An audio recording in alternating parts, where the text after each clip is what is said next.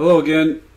Today we're going to be talking about CPX-AP-I, ProfiNet, and that's the head module or master, and the Festo CPX-AP-I-4IOL, which is a 4-port IO-Link master, and we're going to be connecting to EGSS ball screw, which is a Simplified Motion Series, SMS series from Festo, and the point of this is to discuss how to set up backup and restore within the IO-Link master, configuring it both through ProfiNet and the Festo tools or software tools.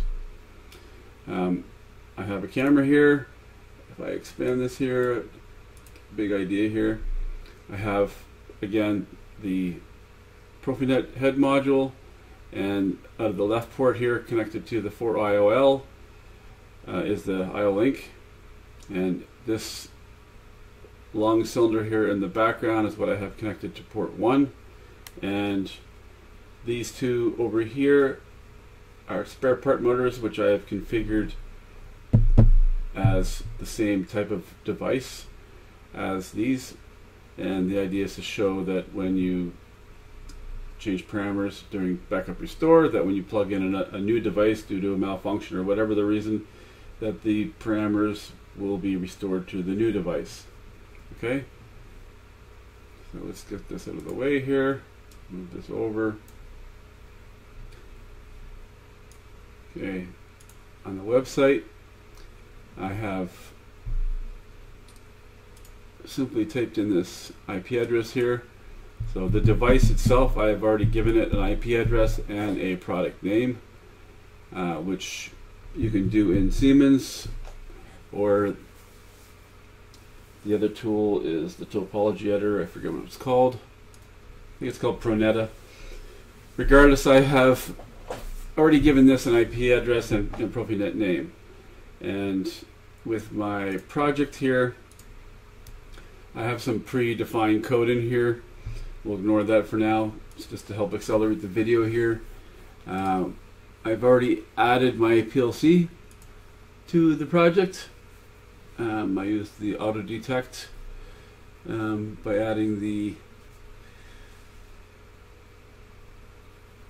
well, it's basically you add the PLC and then you say detect and it finds everything. Really simple.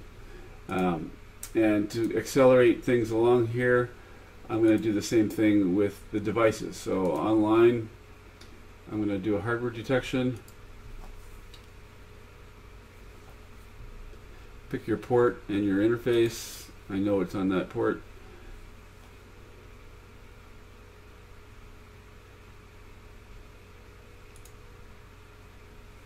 Here's my device, my ProfiNet device name. I'm going to add device to the project. Says it was successfully done. Sometimes it says it was not, but that's irrelevant. We're not finished yet because we need to do one last thing. The auto detection does not detect the IO-Link master. So over here we have our, should we understand here? So I've also installed the GSML file prior to doing all of this, and when we go up to our modules here, we need to drag in our 4IOL, which is part of this GSML here. You drag it into this first slot here. Then we need to configure the port that we want to use. Okay, so we'll go to submodules, generic, and for the EGSS ball screw, it's only 2 bytes in, 2 bytes out of data. So I'm going to grab this and drop it into the first spot, and the other ports are considered disabled. If you want to make sure that they are, you can drag this in here.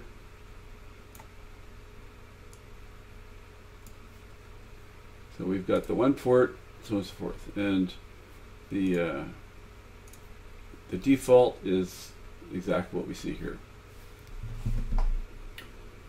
Auto start means that basically the master, the IO-Link master, is not looking at the vendor and device ID. And what's the other one called? I think it's called, it is revision ID. So we have two options here, auto start and set port. The auto start, again, does no validation check of the vendor ID, device ID, and revision ID. The set port configuration looks for that validation, and it's mandatory that these values down here are correct. So right now we just have nothing configured, and we've got this port activated. So we're going to go to our network view. We will connect this to our port over here and save the project. Let's do a compile. Whenever you want to compile, you click on the PLC, so it's compiling everything below it. So we're okay, 0 warnings or 0 errors. And I'm going to download this to the PLC.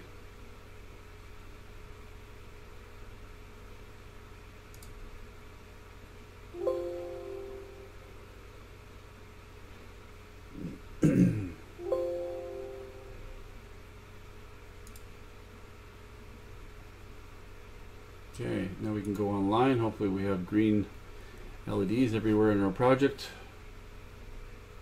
and we look good. Okay, so next step is go to the website for Festo. I'm just going to open up my browser here. So if we go to the Festo website, I've got a couple websites over, well, a couple of pages open here. One for the ProfiNet head module, and then one for the IO-Link master, and then one for the device I have connected here, the EGSS ball screw. Okay, on the 4IOL, we notice that under software we have this Festo IO-Link tool. You need to download this and install this on your computer or on a virtual machine, or whichever you prefer, because this is part of the commissioning software required for this project. If I go to start this software, I'll give you a quick overview. Okay, so I double clicked on the icon after installing it, and you come to this page right here. Normally you would come up here and do a search for master, and it would find the device that I know exists. Okay, in my case, I have some conflicts with my software. I have too many pieces of software here, so I'm going to manually add this. And under Ethernet IP, this is the head module, so you just drag this up, click and drag, you add it, and now the only thing you have to do is click the IP address, which I've already done in the past, so this is why it's populating this already, but I do this and then it should say found, which it does, and now you have the options to do here. So that's the same as what I just did over here. This right here goes online, and the PLC is connected to the device right now, so I'm going to do a read from master, and we see here that we have the IO-Link device set up on port 1 while the other 3 ports are deactivated. As well, inside this software we have options, and then we have import IODD files. I've already done this for all the devices I need. So under IO-Link, I have the EGSS and all of the variants. Okay. And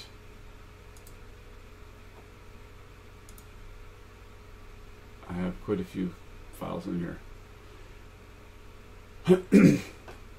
So at this point, we can simply click on check for devices that are connected to the port. So we hit this little search window here, and it recognizes this because I have an IODD file associated with this. It takes this over, and now when you double click on this, it will open another pop-up window here, and you can scroll through here and look at all your different parameters. Upload. You see here we have some values in here. Okay. Oh, I clicked on something by accident, and let me just fix that first before heading on here. Okay, so now I'm going to show you how the function of switching out a controller or a motor or axis functions with the settings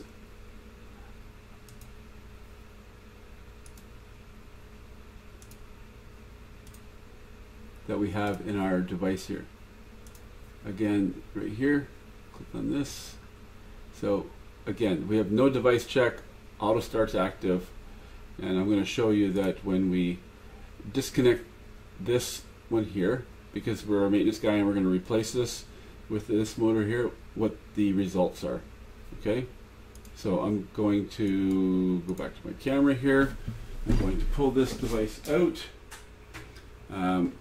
Before I connect this device here, I have this Festo IO-Link master tool here. It's called CDSU-1. There's software that you download from this. So I purchased this from Festo, and I have the software, which is this right here. You connect to the device, which is connected to the master. Finally connects, and it's waiting for a device to be connected. So when I go back to here, I'm going to take this right here, this cable, and I'm going to connect it to this IO-Link master. Okay. So, and the whole idea of using this is just to show you what the default values are in the other devices before I connect it to this IO-Link master right here, which is the 4IOL. Okay. So if I go to the software, and it's now connected because I've also installed IDD files for this. This is the device. If I go to the specials down here, and I come into here, you will see here that we have speed in and out and force are 10%. These values here are 115. In the other project, we have no device connected right now. And what I'm going to do now is I'm going to disconnect this from this, knowing that we should have these values in that device, and what we're going to see is what happens when we connect it to this device here. So I'm going to quickly disconnect this. I'm going to connect it to this port.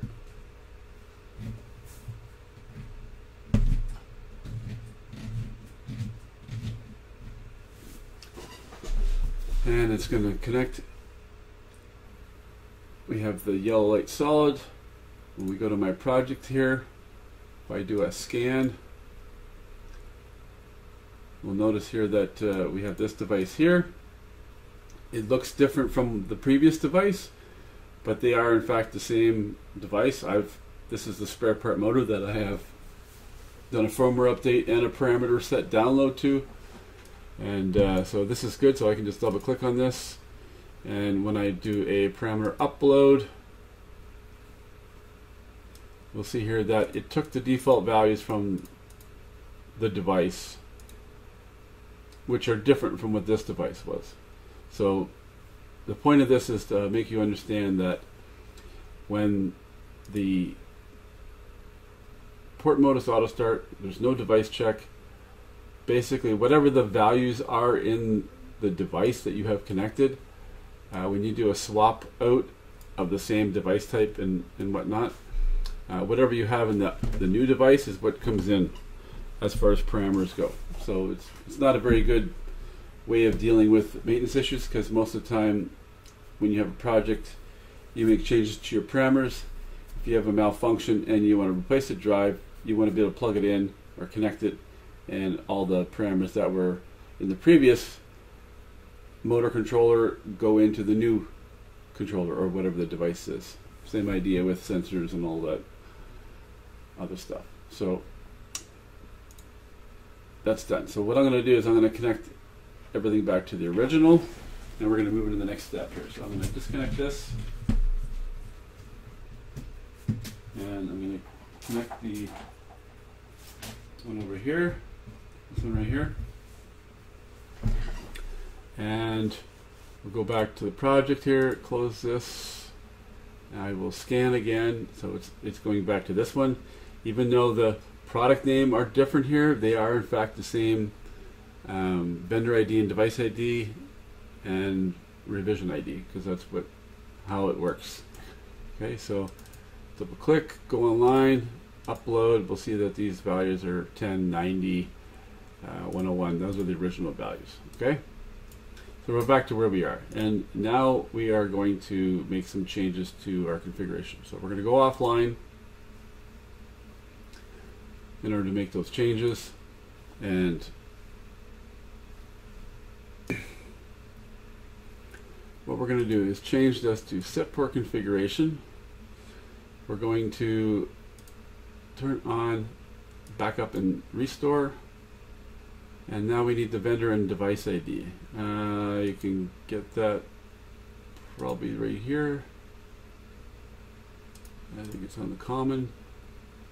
So the vendor ID is this right here. The decimal value of that is 333. So I'll go back to the software here. So type in 333. And the device ID, go back to this. The device ID. Come on, where are you? Device ID 00025B. That is decimal 603, because I'm such a smart guy. Ha ha ha. So we come down to here and we type in 603, and at this point we are going to click on the PLC and we're going to do a compile. Pretty certain I did everything right. We're going to do a download.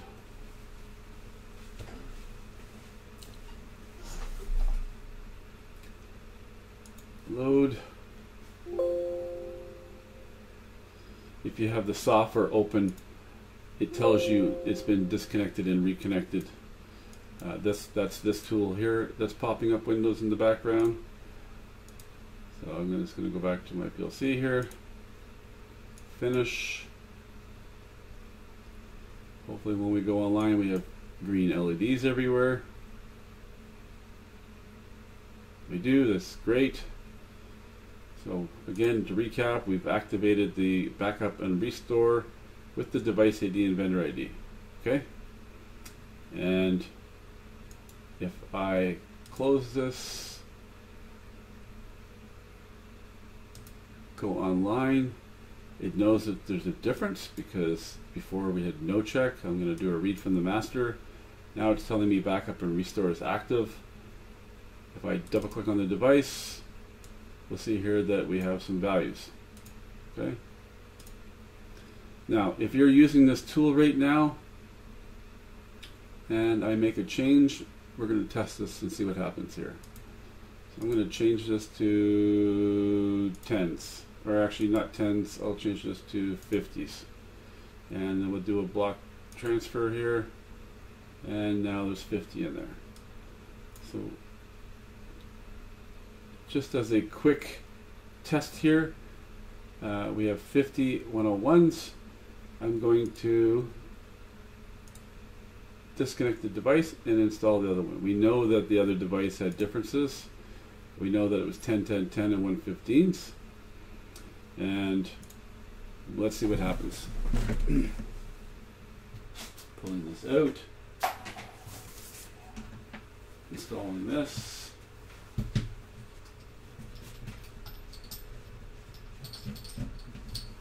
Now connected, and we go back to this device right here. We have the LEDs back to normal, which is good. I'm going to close this real quick. I could just use this and open this up, and we'll see here that we have a wrong device. That's because it's the way it is. It's not necessarily wrong.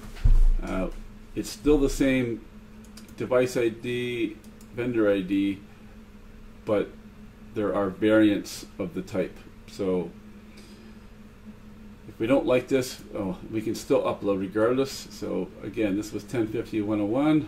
If I do an upload, it's 1050-101. So it basically modified the values when we connected. So when we activated the backup restore in this device here, it took all the parameters and stored them in the IO-Link master. And now we connected this motor over here, and the master basically downloaded the parameters to this because backup restore was active. And if I close this, I can do another scan here and take this in so we don't have that little error. It's kind of irrelevant. It's the same idea. 50-101-1.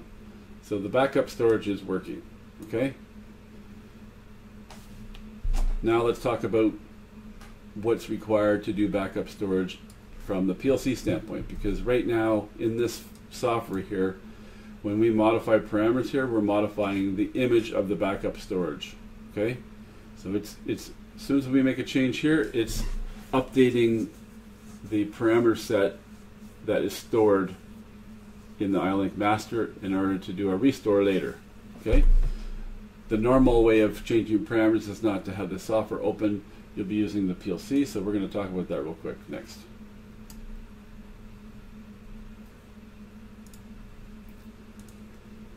Okay, let's talk about some tools here. If I go to the website and I go to the ProfiNet master, this right here, and I go to expert knowledge, we will see here that there is this right here, this application note. I do my normal scrolling here, show more. This is an application note which is accompanied by a library for the CPX-AP-I or AP-A. And when we do a download from here, we'll go to what comes next.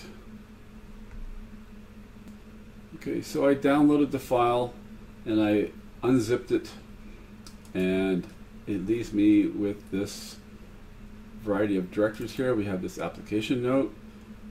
If I double click this and open it, we have this application note right here. Oops. Application note. Okay, so this is what we're dealing with right here. And what this is showing you here is that there's a library, and within the library we have some function blocks, and it talks about how to use those function blocks. I'm not going to go into detail on this. I'm simply going to add these to my project and show you what I've done real quick.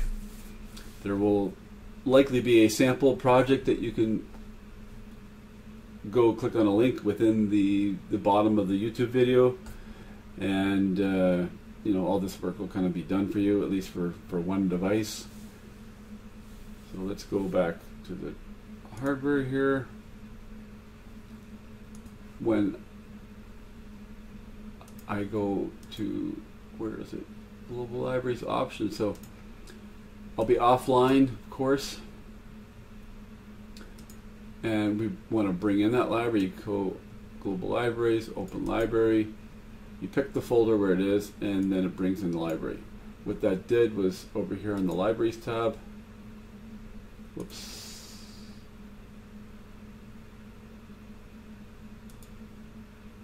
Come on.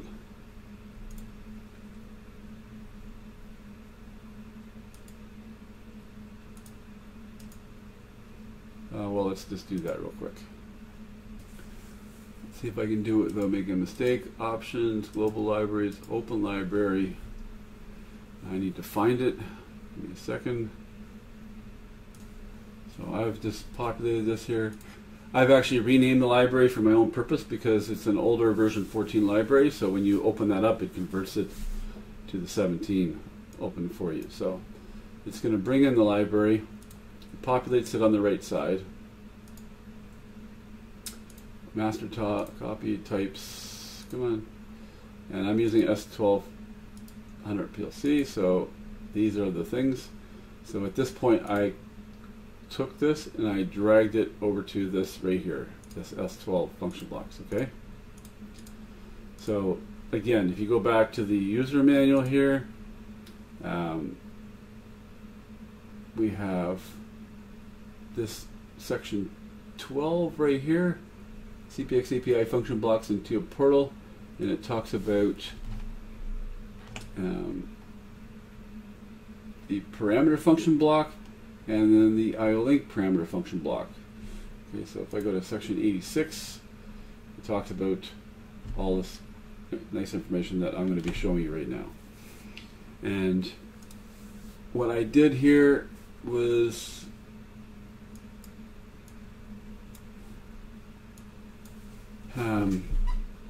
I didn't have any of these files right here. I had none of those files. All I had was my main routine. So I basically went to my network, okay, and I dragged this. Well, this one here is the parameter, so I dragged this one over to here. It automatically asks you for a data block association, which I created. The data block association is this one right here, the DB2. And then I created some tags for these right here. The tags,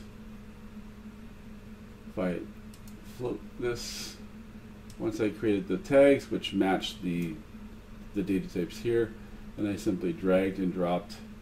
So if I drag this here to here and let it go, and just populate that, and I filled in this whole function block, or this, yeah, the whole function block. And there's one section here which is the hardware ID, and the hardware ID needs to be of the head module.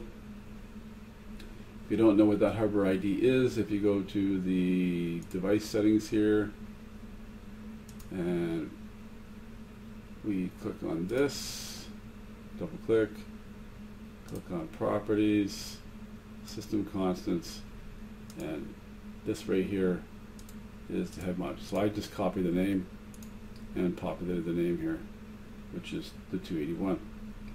So at this point, I added some values because there are some parameters in the ProfiNet that I want to read. Okay, if you open up the user manual, the ProfiNet, if I go to the website, web server, I wanted to determine what the power supply of logic was. Okay, so this one right here, the PL is the power supply logic voltage, which right here is updated. It's pretty coarse display on the web server, and I want to be able to read that. So if you go to the user manual, you will find, so the user manual for the ProfiNet, you will find this section right here. At the time I just took a snag of this, and the ID for the logic supply is 20087, and then this index is 0. So what I've done in my Siemens project here is I put the 20087 instance 1, and I'm saying that I want to not write the value but read the value, because if we go back to this right here, it's a read-only. These are both read-only right here. Okay, read-only access, and that's about it. Slot number 1 is the actual module, which I've written down in here, so it's the head module. If we go back to the website here, device 1, device 2, so we're talking to device 1 to get the parameter. And that's what this function block here does, it reads any parameter from any module. The next function block I wanted to add was this IO-Link parameter. And what I intended to do was, if I open this up, online or offline is irrelevant, is I want to modify this value, okay, the speed in. And if we go to the user manual for the EMCS, which is what this device is, or the EGSS, we go to the website we download. I've modified this PDF for my own liking, and when I find the speed in, where is the speed in? Right here. So speed in is this right here. So it's hex 100, which is 256 decimal. It's representing the speed in, and a value from 1 to 10 represent 10 to 100% speed. Okay, so the idea is that we want to manipulate, read it, or write it. And what I did to do this was, I did like before. I dragged this into the network. It asked me for a database association. I did this one right here because it's 2560 SMS. And then I needed to create some tags, so I created the same concept, same tags, and I basically populated that. I'll come back to that in a minute. For this right here, the hardware ID is also important. We need the hardware address of the IO-Link master that's connected. You can get that in a couple different ways, just like we did before. We click over here.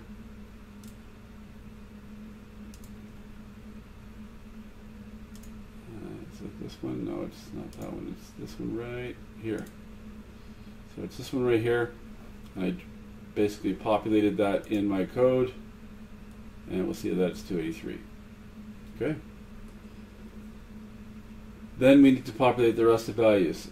As we can see here, I'm using port 1. It's port 1, 2, 3, 4. Get this out of the way. So this right here is port 4. This one's port 1. In the IO-Link parameter here, I have populated these values here. If I open up this data block here and float it, we'll see here that I'm using port 1. The index is 256, subindex is 0. If I want to read or write this, it's a data length of 1, which is 1 byte. And that's about all we need to do for that. Okay. The next extremely important feature is system commands. Okay. If I was to modify the IO-Link parameters and then I do nothing else, we have not updated the backup image for the backup restore functionality. And what we need to do is a little bit further, which is not really well documented. If I go to my system commands here, I've again made some of my own comments here in my PDF. And let me see if I can find a bigger picture. Okay, so here's some insider information that you would find in the IODD specification, or not the IODD, the IO-Link specification manuals. And we'll see here that we have vendor-specific codes, which is what is listed in the EMCS manual, which are these right here, for example. These are vendor-specific codes where you can execute moves and stuff like that. What is not listed in in the Festo user manual is the actual generic commands. And what we want to use here is this. See if I can zoom in here. Is this command 5, which is the parameter download store, which is the finalization parameters that start data. So the ISDU index is 2 and the command is 5. So we're going to set that up in our code. And I've done the exact same thing I did for the other one here. I dragged in the function block. It asked me for an instance. I created the instance right here, which is parameter 2, subindex 0, system command 5. And then I created some tags for this, and the tags I populated with the port number being 1, the index is 2, and subindex is 0, which is the same as the 2. Subindex 0 is, that's what it is. There is a word for it, I just can't think of it right now. And it's going to be a write. The data length is 1. It is in fact a byte of information, and the data that I'm going to send is a 5, which is the command 5. Again, if we go back to here, we're sending a command of 5. 5 decimal is 5 hex. It's the same thing, so we don't have to do any conversion. And yeah, so basically when we execute this, we're going to be saying, okay, take whatever the parameters are and use them as the backup and use them for the restore later. Okay, so we're going to go online and try this out now. Okay, and we'll show not using this and using this and see what the results are. Okay, well, we'll see what I do here. So I'm going to compile everything. Everything's good. I'm going to download. I think maybe I've done this already, maybe I haven't. Hang on, I don't like this. What am I doing wrong here? So I'm coming into here, doing a compile, I'm doing a download. Sometimes where you click is doing different things in the Siemens software, so do a finish. Now I'm going to go online. We still have green, which is great. Open up our main routine here. We're going to go online using this monitoring button right here.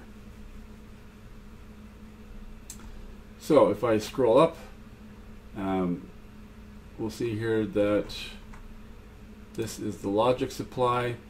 So if I come into here and I modify using the control F2, F3, I'm just going to do this using the external things here, sorry, and control F2, and I've just grabbed the voltage. So this is 24090. If I go back and forth and keep executing this, we'll see here how it's changing, because like I said, this is gathering some more fine information, and the website is a little bit slow.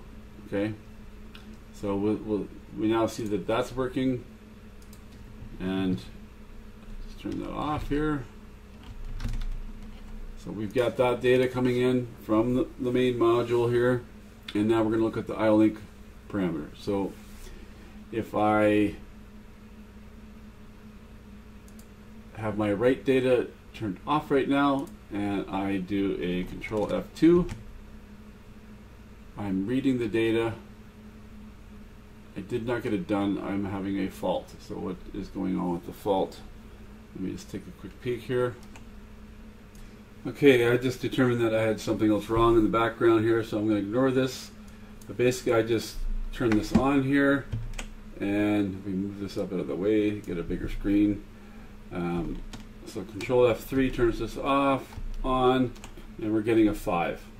And if I open this project up and I scan,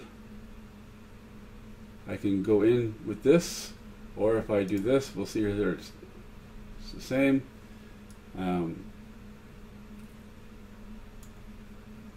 If I go back to my original real quick here, which is what my intentions is, I'm going to do the same process we did before using the other device first. This one's connected right here. We're using this one. when I go into this and I do a scan, again we have the conflict here. We can ignore that, go online, and we can do an upload. We'll see here 10, 50, 101, so on and so forth. Okay.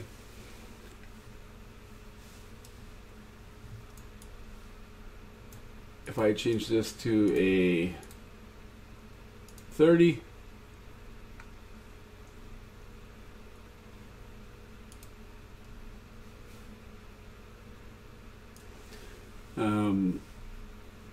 we would modify the parameters and do a download. And if I go back to my PLC code here and I control F3 to turn that off, control F2, we'll see here that this is now a 3. Okay, so this is actually reading, and now because we modified the value in the project here, the backup has been modified to 30%. So now I'm just going to go offline here, and I'm going to double click on the right here and control F2 because I want to write the value. It's going to be a write. I'm going to double click on here. I'll make this a 9. Okay, and control F3, control F2. Now I've written this. We have our done over here. Why didn't it change? Did I choose the wrong one? We're doing a write. Control F3. Did it not take the 9 before? Hit OK. Then come over here. Control F2. It's a true. Control F3. Turn that off. So it should have written a 9. And if I go back online here, double click, go to parameters, upload, this 30 should now be a 9, which it is. Okay, now I'm not going to use the next step, which is this system command. I'm just going to swap the hardware. Okay, before I do that, I can show you what the other device is holding. So I'm going to connect this device again to the IO-Link master. We'll look at the speed parameters. And so I've now connected this IO-Link master to this device again. And we will look at the speed parameters here. It's connected. The speed parameters of this device are all 10%. Okay? And remember, in this project right here, it's 90% that we've written. And again, we've only written using the IO-Link parameter change. We did not do the system command. So we go back to the camera, we take this out. Should be all 10s. I'm going to pull this device out. We'll connect it. It's now connected. We would expect that the backup storage would work. Let's see what happens. It's now reconnected here. I'm going to do an upload. And it's the previous value that we changed with this software. Because when you change using this parameter in the PLC, you always need to do the next step, which is this one here. So I'm going to do the same process over again where I write the data. I'm just going to quickly put the device back. I'm going to disconnect this. I'm going to reconnect the original one. I'm going to wait for everything to turn yellow here. These lights are clear. So we go to our PLC. And I'm going to, again, control F2, control F3. I've written the 9. If I do upload now, it's been changed to 90, which is correct. And now we're going to do the next step, which is this system command right here. And I've already set up everything. The port is 1, that's the port we're using. Write is true, index is 2, subindex is 0, and the command itself is in the data, that's the 5. So I'm going to click on this and control F2. I get the true. And if you want to know if that's working or not, then we're going to test it. So nothing should be visibly different here other than the fact that it's still 90.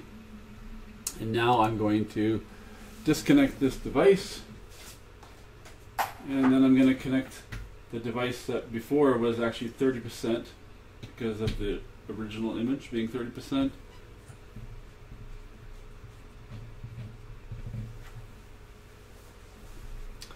Wait for the greens, wait for this to be on, and now if I go into here and I do a upload, we'll see here that the 90% is still there. So we have a fully functioning, any parameters you want to change, once you've finished changing them, you do the system command here and everything's good. And that's about all we're going to talk about today. One last point is that when the backup storage is active, I'm going to go offline here, and I'm going to delete this device right here just so offline it has nothing. And when I go read the device, I'm going to read from the master. It always defaults to this EGSS ball screw KF32. That's just a default. When you do a scan of the device, it will bring this in. If I was to double click this, we have this wrong device here, but we are still able to use the device. It's just a wrong variant. Okay, that's what this is representing here. So there's nothing really wrong with this at all. Everything will work. I will show this again. I'll leave everything the way it is here. I won't change anything here. I'm going to go modify the value in the PLC one last time. I'm going to modify it to a let's go with a 3. Okay, and then we click on this, control F2, get a true over here, control F3. If I do a read now, we show that we have a 3, and then I can do a system command again. All I have to do is control F2, wait for the true, control F3, and now this has been stored. So now if I physically swap the devices and put this device here back on, we will see that it will do a restore of the modified values.